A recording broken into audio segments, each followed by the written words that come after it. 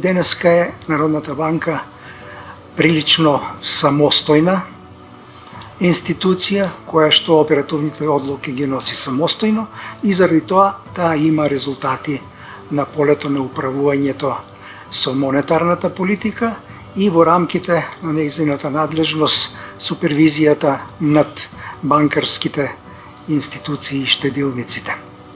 Со други функции, во текот на мојот мандат 2004-2011, како и во секој период, имаше повеќе искушенија на кои што требаше да се одговори со интегритет. Со моето доаѓање наследив најмалку 4 до 5 банки кои што де факто не беа тоа. Две од тие 5 до 6 банки за жал мораа да бидат затворени со одземена лиценца за работа, а 3 до 4 банки мораа да ги променат собствениците.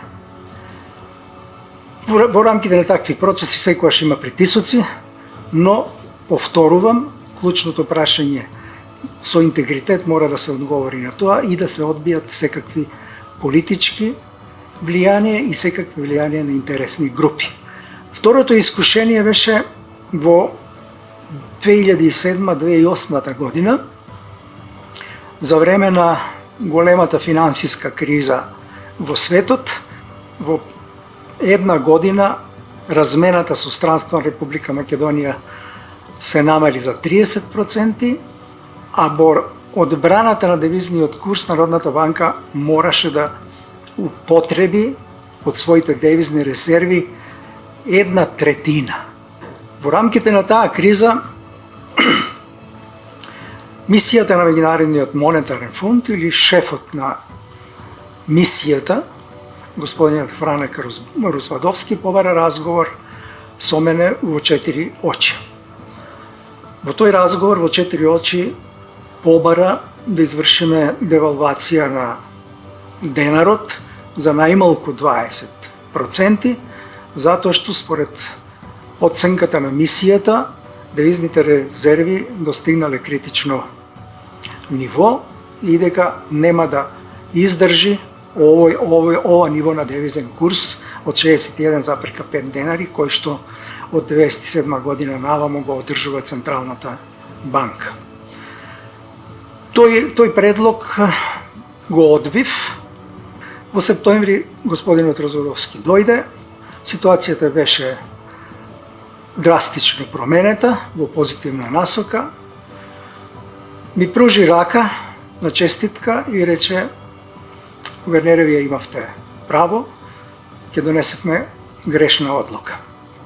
Третиот пример беше акција да ја одвои супервизијата на Народната банка врз банките, односно да ја премести во Агенцијата за супервизија на други финансиски институции. И тоа ќе беше катастрофална одлука. Бргу организирав во тој случај посета на меѓународните институции, комбинирана делегација од представници и експерти на Светската банка, на Меѓународниот монетарен фонд, на Европската унија, состав од 15 луѓе дојдоа во Македонија, извршивме разговорите во Народната банка, тие потоа си ги обавија разговорите со оние што сакаа да ја донесат таа одлука и на тој начин таа катастрофална евентуална одлука беше спречена. Токму поради таквите нешта Македонија има банкарски систем кој што успева да одолее и во кризи како онаа што беше во 2008 и во 2000 и ова денешнава тековнава економска светска криза.